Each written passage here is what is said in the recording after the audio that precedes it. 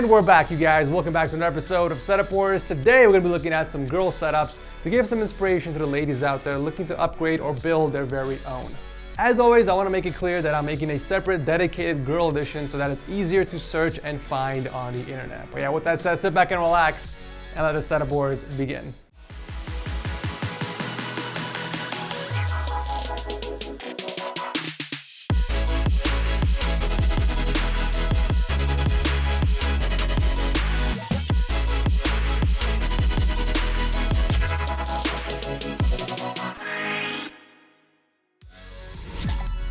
What would you do if the glass frame holding up your diploma came crashing down and shattering right on top of your PC?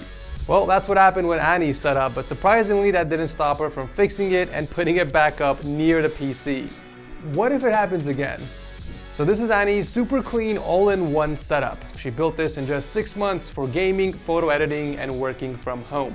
We have a TIE Fighter monitor layout with a 27-inch Dell monitor as the main and a 24-inch ProArt display on the side that she uses for photo editing and multitasking. I gotta say, this is the first time in Setup Wars history that I have seen these legs in a setup. Extra thick and chunky. Definitely looks more sturdy than those cheap Adil's legs from IKEA, but I feel like you don't really need them considering you have 2 Alex units underneath for support. But at the same time, it doesn't really take up much legroom anyways, and it does look like you're actually using the extra space to store your laptop. Annie is currently rocking a custom KBD67 Lite keyboard with a Logitech G305 mouse. But she did purchase a new keyboard that's on the way. And it looks like we have a demo of her keyboard, so let's take a look real quick. Oh my god, these sound so freaking good. Gateron Ink Black sound like this? I think I found my next switch. She doesn't have that much stuff cluttering the surface, just a few small things for decoration scattered around. And then we have her Corsair headset on the left, which is the only audio source for the setup.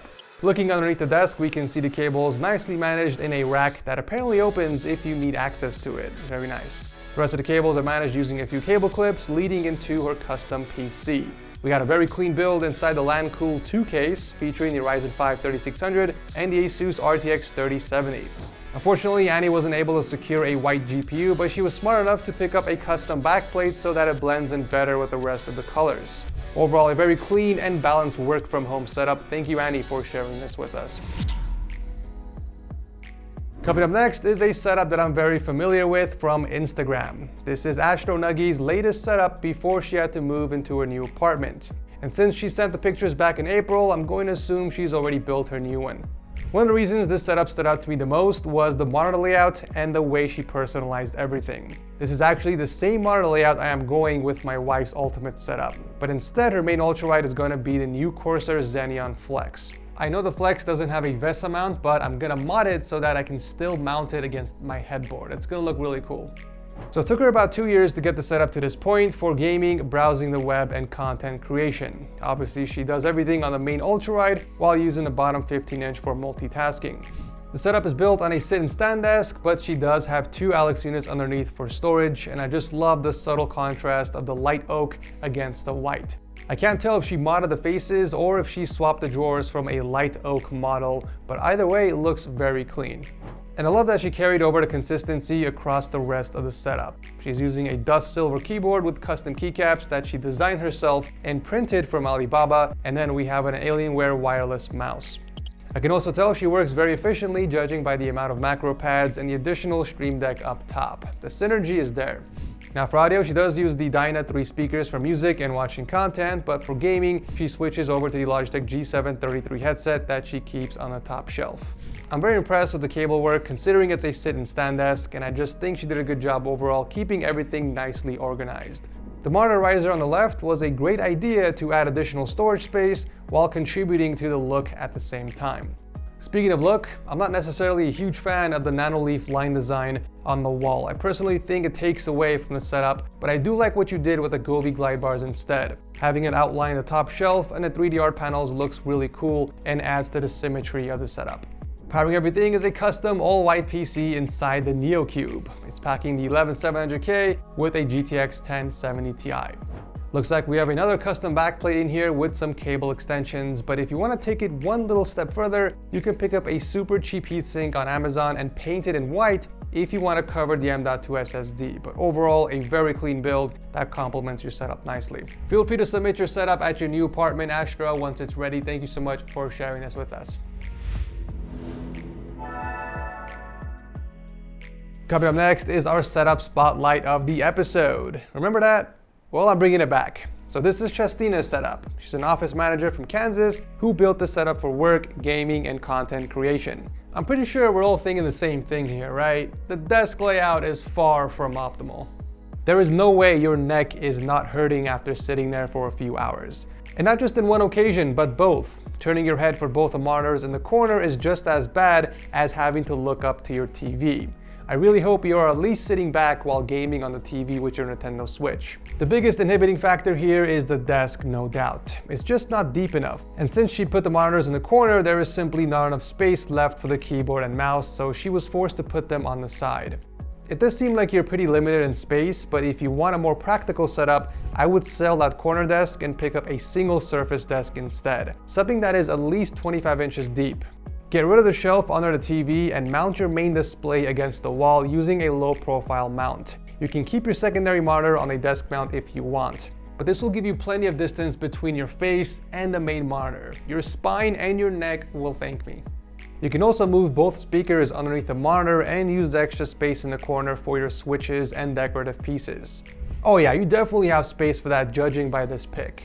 There is a lot of extra space you can take advantage of by moving your furniture closer, and trust me, every inch adds up quickly. This will also make it easier for you to manage the cable since everything will be much closer to your PC. If you do eventually swap the desk, you will have a much more comfortable setup to game on. Regardless, thank you Chastina for sharing this with us. Coming in number 4 is Fatima's super cozy gaming and streaming setup. She's a student from Qatar who built the setup in just 5 months. I always mention this to everyone who's submitting photos for setup wars, or even if you're just posting on social media, the least you guys can do is hide your icons on your desktop, at least after you take your pictures. It will look a lot cleaner in the photos. So Fatima does everything on the main 27-inch monitor and uses the secondary 24-inch for browsing and Discord.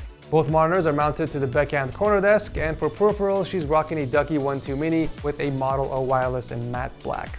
I noticed that she has way more space against the wall to go with a bigger desk, but still chose to go with something more compact, and she did a really great job keeping everything organized. There are benefits of going with a compact desk. Everything is just within reach, like her Go XLR and the Stream Deck XL. She's got 2 different sources for audio, it looks like. The speakers are for music and the Astro A50s are for gaming. However, she does have a dedicated mic and camera for streaming. Great work with the cable management. It looks like she added a few racks to help store everything, and she attached a power strip up here as well.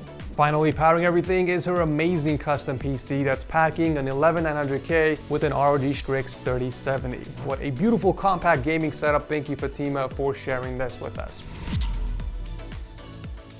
Wrapping up the episode is Kayo's inspiring gaming room setup. She's a cosplayer from Colorado who just recently rebuilt her setup to get on the show because she wasn't happy with her last submission, which sadly didn't get accepted. Well, Kayo, you officially made it. Congratulations. The setup definitely looks more refined than the last one. You have a much better desk layout, things are more organized, and you did a better job in personalizing the setup. The heart-shaped nanoleaf panels is genius, and I haven't seen that before on the show. So the setup was rebuilt in just 2 months for gaming, watching content, and photo editing. We got a total of 3 displays that are split into 2 different setups. The main setup uses 2 27-inch MSI monitors that she mounted to the desk, and the other 43-inch TV is mostly for entertainment and watching content. She's definitely dedicated to the pink theme, and Razer makes it really easy to commit with their Quartz lineup. All her peripherals are from Razer, including one of her gaming headsets that she keeps underneath the desk, and even her speakers are in pink.